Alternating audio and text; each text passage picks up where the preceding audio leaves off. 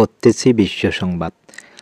পাকিস্তান জুড়ে কেএফসিতে জনতার হামলা, 178 জন গ্রেপ্তার। এ নিয়ে থাকতেছে বিস্তারিত প্রতিবেদনে। ইয়েমেনে মার্কিন বিমান হামলায় নিহত বেড়ে 74। এ নিয়ে থাকতেছে বিস্তারিত প্রতিবেদনে। ইরানের স্বার্থকে সম্মান করে চুক্তি হলে সমর্থন করবে রাশিয়া। এ নিয়ে থাকতেছে বিস্তারিত প্রতিবেদনে।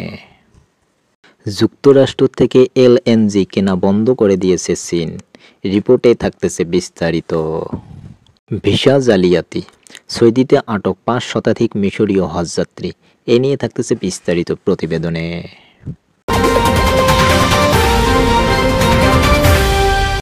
এবারে বিস্তারিত। পাকিস্তান জুড়ে কেএফসিতে জনতার হামলায় 178 জন গ্রেপ্তার। পাকিস্তান জুড়ে সম্প্রতি ফাস্টফুড চেইন কেএফসিতে 10টিরও বেশি হামলা চালিয়েছে জনতা। এসব ঘটনায় পুলিশ 178 জন লোককে গ্রেপ্তার করেছে।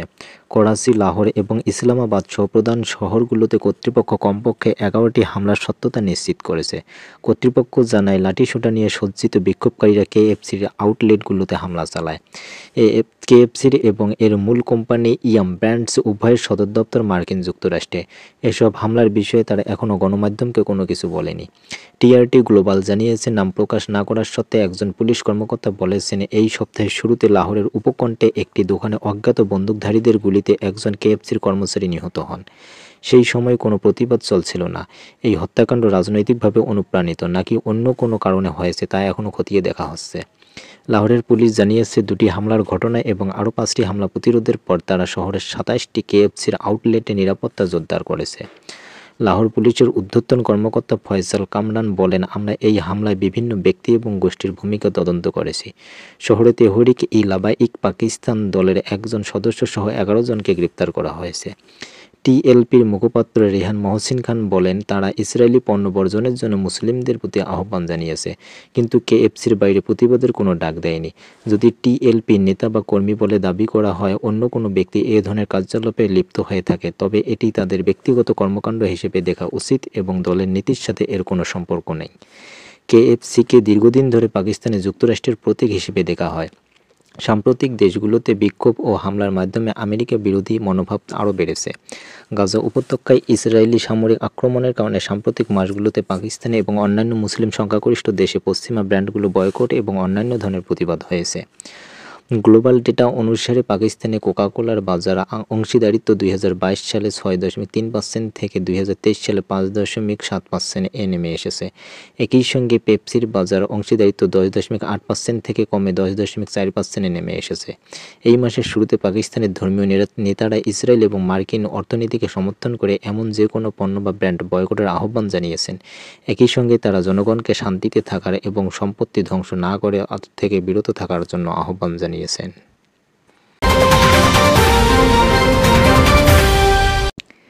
ইয়েমেনে মার্কিন বিমান হামলায় নিহত বেড়ে 74। ইয়েমেনের রাস ইসা তেল বন্দরে মার্কিন বিমান হামলায় কমপক্ষে 74 জন নিহত হয়েছে। এটিকে দেশটির মার্কিন বাহিনীর সবচেয়ে মারাত্মক হামলাগুলোর মধ্যে একটি বলে জানানো হয়েছে হুতিদের পক্ষ থেকে।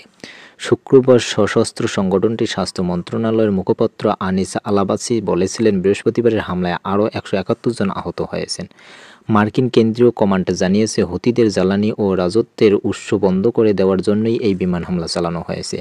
ইয়েমেনের রাজধানী সানা থেকে আল জাজিরার সাংবাদিকদের মোহাম্মদ আল আত্তাব বলেছিলেন, মার্কিন বিমান হামলা বিভিন্ন এলাকায় আঘাত এনেছে, তবে বেশিরভাগ হামলায় বন্দর স্থাপনাগুলোর আশেপাশে ছিল।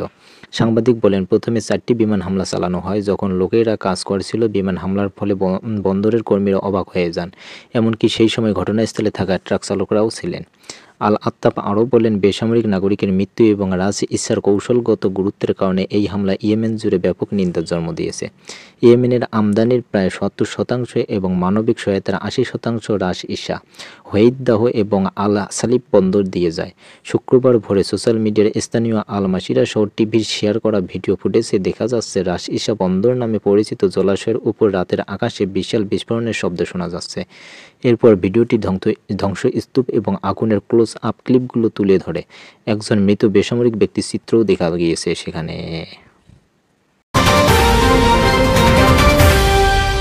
ইরানের স্বার্থকে সম্মান করে চুক্তি হলে সমর্থন করবে রাশিয়া। ইরান ও যুক্তরাষ্ট্রের মধ্যে বস্তুনিষ্ঠ এবং পারস্পরিক গ্রহণযোগ্য চুক্তি অর্জনের ইচ্ছাকে রাশিয়া স্বাগত জানায় বলে জানিয়েছে দেশটির পররাষ্ট্রমন্ত্রী সের্গেই ল্যাভরভ। তিনি বলেছেন, তেহরান ও ওয়াশিংটনের মধ্যে সম্ভাব্য পারমাণবিক চুক্তিতে সহায়তা করতে মস্কো প্রস্তুত, যদি এই ধরনের চুক্তি ইরানের স্বার্থকে সম্মান করে। ইরানি পররাষ্ট্রমন্ত্রী আব্বাস আরাঘচির সঙ্গে আলোচনার পর জোর দিয়ে বলেন, আমরা যতদূর দেখতে পাচ্ছি বস্তুনিষ্ঠ এবং পারস্পরিকভাবে গ্রহণযোগ্য চুক্তি অর্জনের জন্য ইচ্ছুকতাকে স্বাগত জানাই, যার মধ্যে ইরান এবং মার্কিন যুক্তরাষ্ট্র যে চুক্তিগুলো নিয়ে আলোচনা করেছে সেগুলোর অন্তর্ভুক্ত। ল্যাভরভ আরও বলেন, রাশিয়া অবশ্যই এই প্রক্রিয়াটি সহজতর করতে প্রস্তুত এবং ইরানের বৈধ স্বার্থ বিবেচনায় নেওয়া চুক্তিগুলোকে সমর্থন করার জন্য যথাসাধ্য চেষ্টা করবে।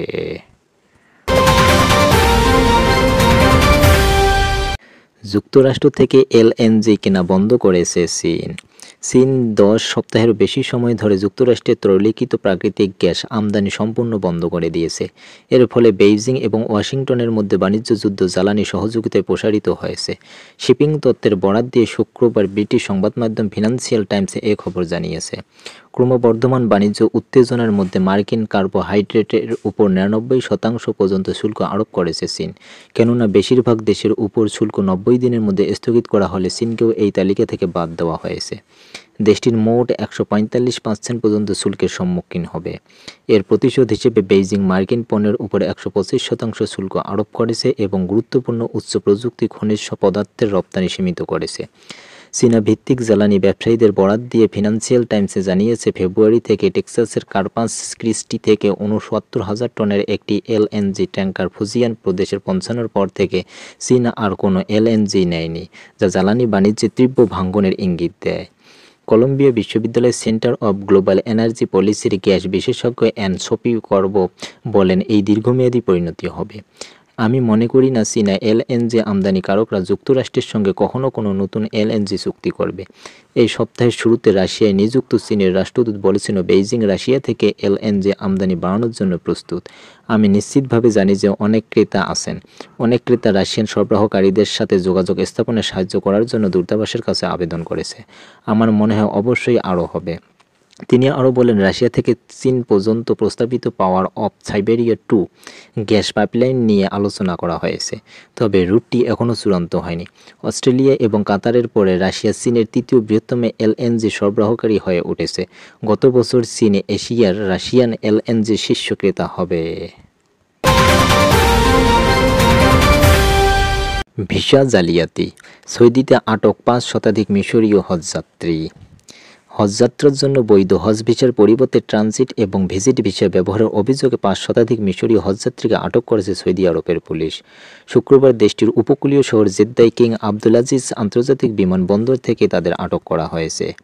এক বিবৃতিতে এ তথ্য জানিয়ে পুলিশ বলেছে, বৈধ হজ ভিসা প্রদর্শনে ব্যর্থ হয়ে আটক করা হয়েছে এই যাত্রীদের। শীঘ্রই তাদের মিশরে ফেরত পাঠানো হবে। ইসলাম ধর্মের 5টি স্তম্ভের মধ্যে চতুর্থটির নাম হলো হজ। ধর্মীয় বিধি অনুযায়ী প্রত্যেক সামর্থ্যবান মুসলিম নারী পুরুষের জন্য জীবনে অন্তত একবার হজ করা ফরজ। চলতি বছর 4 কিংবা 5 জুন শুরু হবে হজের আনুষ্ঠানিকতা। প্রতি বছর হজের সময় বিশ্বের বিভিন্ন দেশ থেকে সৌদি আরবে আসেন লাখ লাখ মুসল্লি। এই ভিড় সামাল দিতে এবং বৈধ হজযাত্রীদের প্রাপ্য বিভিন্ন পরিষেবা নিশ্চিত করতে সম্প্রতি কঠোর নিয়ম জারি করেছে সৌদি। দেশটির সরকারের পক্ষ থেকে বলা হয়েছে, শুধু বৈধ হজ ভিসার অধিকারী মুসল্লিরাই হজের সুযোগ পাবেন এবং যেসব যাত্রীর ভিসার সমস্যা থাকবে তাদেরকে আটক করা হবে এবং পত্রপাঠ নিজ দেশে ফেরত পাঠানো হবে।